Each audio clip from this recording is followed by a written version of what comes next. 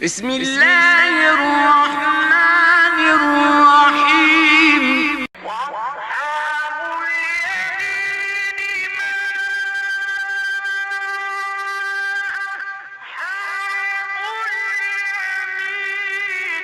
بسم اللہ الرحمن الرحیم الحمد للہ وکفا وسلام علی عباده الذین اصطفى اما بعد فقد قال اللہ تبارک وتعالی فی کلامہ المجید اعوذ باللہ من الشیطان الرجیم بسم اللہ الرحمن الرحیم يسألونك عن الخمر والميسر قل فيهما إثم كبير ومنافع للناس وإثمهما أكبر من نفعهما صدق الله العظيم. معزز حاضرین، اس وقت ایک اہم مسئلے پر روشنی ڈالنا چاہتا ہوں، اور اس کی ضرورت اس لیے پیش آئی کہ مختلف علاقوں سے اور مختلف مقامات سے یہ خبر سننے کو مل رہی ہے کہ یہ جو کرکٹ کے مختلف نوعیتوں کے میچ کبھی ملکوں کے درمیان، کبھی ملکوں کے مختلف کھلاڑیوں کی الگ الگ ٹیمیں بنا کر عالمی سطح پر ان کا آپسی میچوں کا نقشہ بنتا ہے، اور کئی دنوں تک یہ نظام دن میں رات میں چلتا رہتا ہے، اور یہ کوئی نیا نظام نہیں، کئی سالوں سے یہ چل بھی رہا ہے۔ اس کے مختلف نام ہوتے ہیں، ایک نام IPL بھی ہے، اور بھی بہت سارے نام ہیں۔ تو بہرحال یہ تو کئی سالوں سے چل رہا ہے، اور اس پر علماء کرام بولتے بھی رہے۔ اس سے جو خرابیاں نظر آتی تھی اس پر یقیناً بولا گیا ہے، بولا جا رہا ہے۔ مثلا اس میں اس حد تک جنون طاری ہو جاتا ہے کہ لوگوں کو کھانے کا ہوش نہیں رہتا، اور سونے کی ضرورت محسوس نہیں کرتے، عبادات کا تو اللہ ہی محافظ، رات دیر گئے تک اس میں مصروف رہنے کی وجہ سے دن میں جاگنا اور دن میں جن کی ملازمتیں کاروبار ہیں ان میں پہنچنا مشکل تر ہو جاتا ہے۔ ان سب چیزوں پر روشنی ڈالی جا رہی تھی، لیکن اب کی بار ایک نئی چیز اس سلسلے میں سننے میں آ رہی ہے۔ پہلے بھی آتی تھی لیکن اس کا گراف بہت ہلکا تھا۔ پہلے ایسا ہوتا تھا کہ ایک ٹیم پر شرط لگائی جاتی تھی جوئے کی۔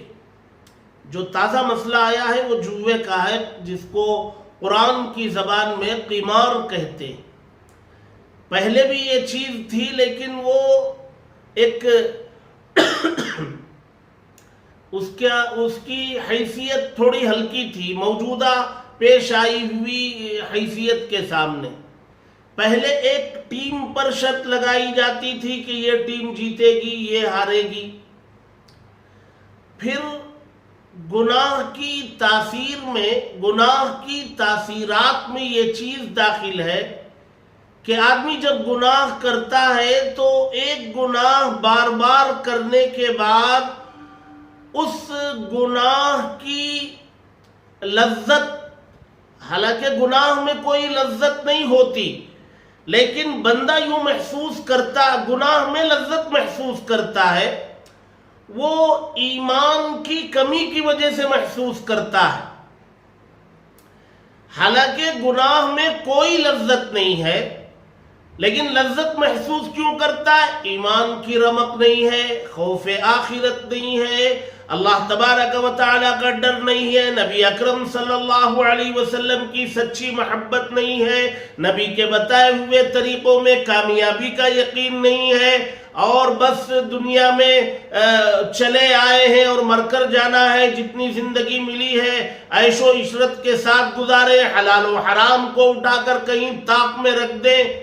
یہ سوچ جب بن جاتی ہے تو گناہ کے کاموں میں لذت ملتی ہے، اور افسوس کی بات ہے کہ ایک گناہ کا کام ایک طریقے پر کچھ دنوں تک انجام دینے کے بعد وہ جو لذت محسوس کرتا تھا اب اس طریقے میں وہ لذت اس کو نہیں ملتی، اب اسی گناہ کو ایک نئے طرز پر کرنے کا تقاضا اس کے دل میں پیدا ہوتا ہے، لہذا اس گناہ میں اس نئی لذت کو پانے کی تلاش میں نئے نئے طریقوں کو تلاشتا ہے۔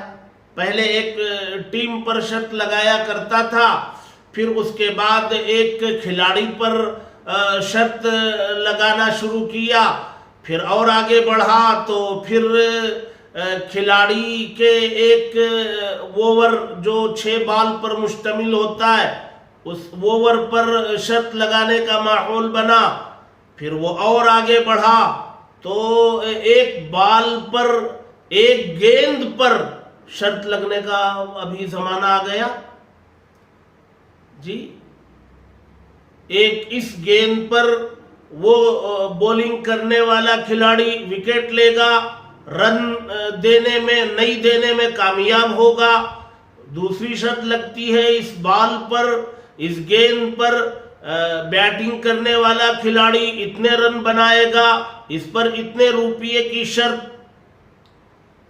یہ جو گراف بڑھا ہے اس نے جوئے کو بہت وسیع کر دیا۔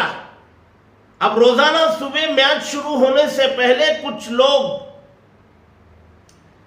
اپنے پاس موجود رقم نقد لے کے بیٹھتے ہیں اور میچ دیکھتے ہوئے وہ ایک ایک گیند پر شرط لگاتے ہیں، جب وہ مناسب سمجھتے ہیں شرط لگاتے ہیں، اور بہت کم موقع آتا ہوگا کامیاب ہونے کا، ناکامی ہی ہاتھ آتی ہے۔ جو سرمایہ صبح لے کے بیٹھتے ہیں وہ میچ ختم ہوتے ہوتے ختم ہو جاتا ہے اور مایوس نامراد ہو کر وہاں سے اٹھ کے جاتے ہیں۔ گھر میں بھوکے بیوی بچوں کو چھوڑ کے آئے تھے، جو سرمایہ تھا یا گھر میں جو کچھ رکھا گیا تھا وہ سب لے کے آتے ہیں اور یہاں سے مایوس خالی ہاتھ لوٹتے ہیں۔ گھر کے نہ تقاضے پورے کیے جاتے، الٹا گھر جا کر یہاں کی ہار کا جو غصہ جو بدن میں تیزی رہتی ہے اس تیزی کو اتارتے ہیں گھر میں بیوی بچوں پر، تو گھر میں تناؤ، ٹینشن اور گھر کا سکون برباد ہو جاتا ہے، اور اس کی وجہ سے بہت سی مرتبہ نکاح کے ختم ہونے کی نوبت آ جاتی ہے۔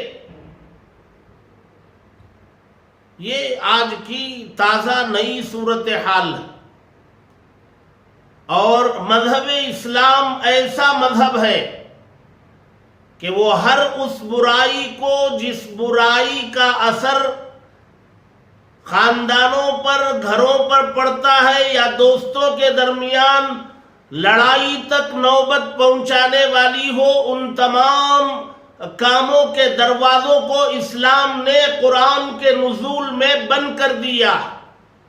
1450 سال ہونے کو آ رہے ہیں جی۔ مثال کے طور پر اسلام نے اتنی باریک بینی کا مظاہرہ کیا کہ جب ایک اجنبی لڑکا اور ایک اجنبی لڑکی کا رشتہ ہونے کا موقع ہوتا ہے تو اسلام کہتا ہے کہ رشتہ برابری والوں میں کرو۔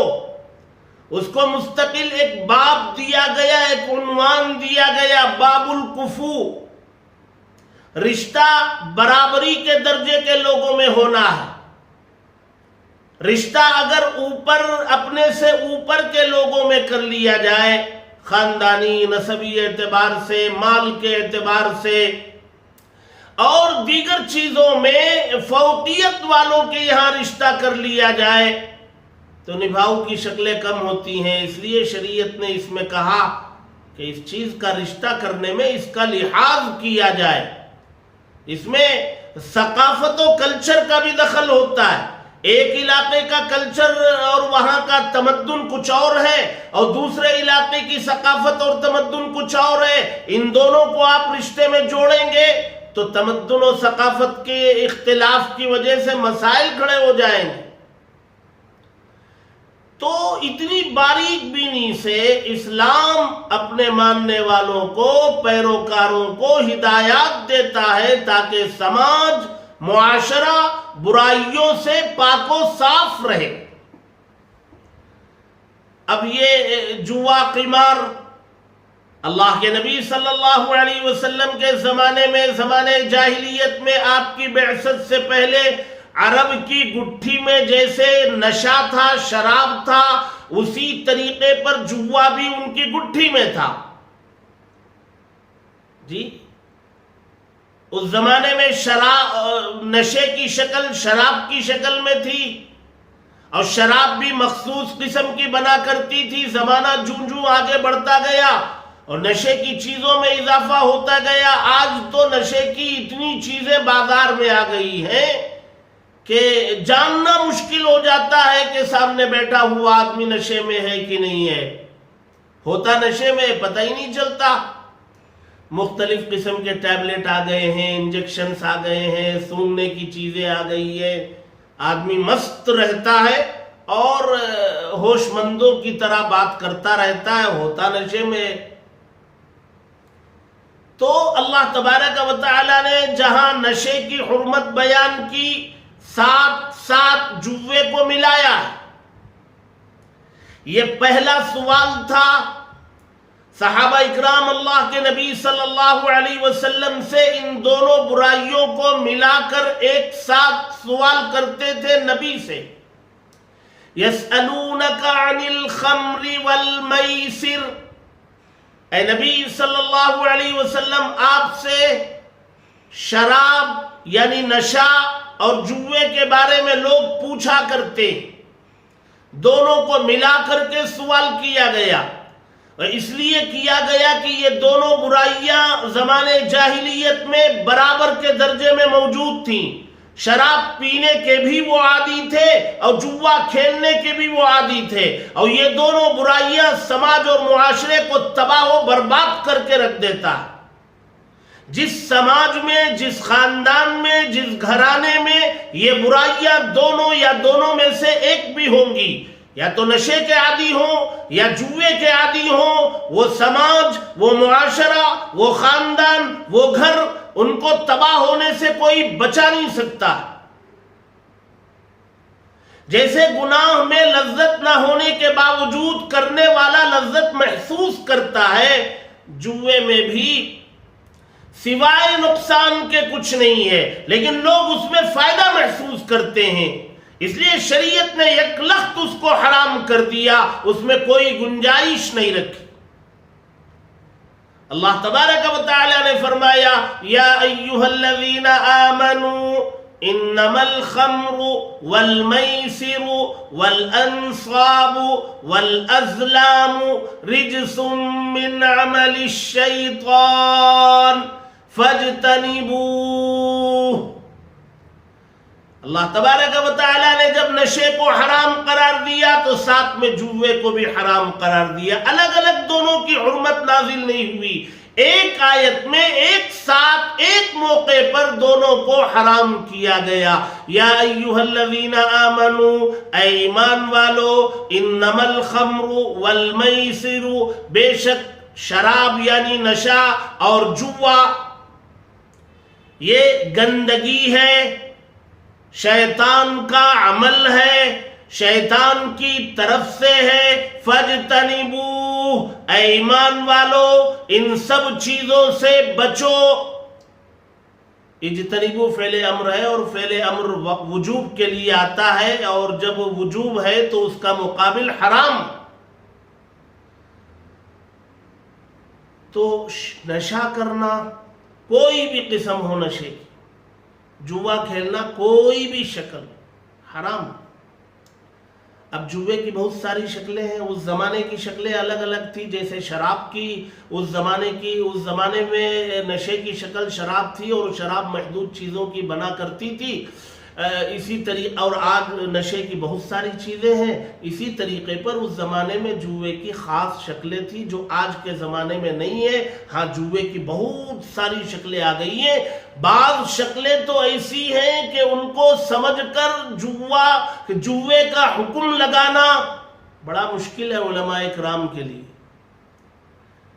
بہرحال کوشش کریں گے کہ جوے کی موجودہ کتنی شکلیں ہیں اس پر کچھ کلام آپ حضرات کے سامنے کیا جائے. کوشش کریں گے انشاءاللہ. لیکن سوال یہ ہے کہ یہ جو کرکٹ کھیلوں میں جو شرط لگائی جا رہی ہے، چاہے وہ پورے کھیل پر ہو، چاہے وہ ایک کھلاڑی پر ہو، چاہے وہ ایک اوور میں بولر یا بیٹسمین پر ہو یا ایک گیند پر ہو، یہ صریح جوا ہے، یہ قمار میں داخل ہے، یہ صریح حرام ہے. اس کو کھیلنا جائز نہیں ہے، شریعت کی خلاف ورزی ہے. حرام کا ارتکاب ہونے کے ساتھ گھروں اور خاندانوں کی تباہی کا نتیجہ اور ذریعہ بن رہا ہے. اس لیے اہل اسلام کو، مومنین کو چاہیے کہ وہ اس سلسلے میں اپنے آپ کو روکیں، اس کی طرف قدم نہ اٹھائیں، ذہن و دماغ میں اس کے خیال کو آنے نہ دیں. اور یہ ساری چیزیں کیوں ہوتی ہیں؟ کھیل کے تعلق سے ذہن و دماغ میں چیزیں ہوتی ہیں تو وہاں تک پہنچتا ہے. اور آپ کو شریعت کا مزاج معلوم ہے کہ وہ جو ہے اصل حکم سے پہلے اس کے جو بنیادیں ہوتی ہیں اسے بھی حرام قرار دیتا ہے. جی اس کی بہت ساری مثالیں انشاءاللہ اگلی مجلس میں پیش کروں گا. دعا فرمائے اللہ تبارک و تعالی ہم سب کو ان باتوں کو سمجھنے، اپنی اور اپنے گھر بار کی، خاندانوں کی حفاظت کرنے کی توفیق عطا فرمائے. آمین. وآخر دعوانا ان الحمد للہ رب العالمین.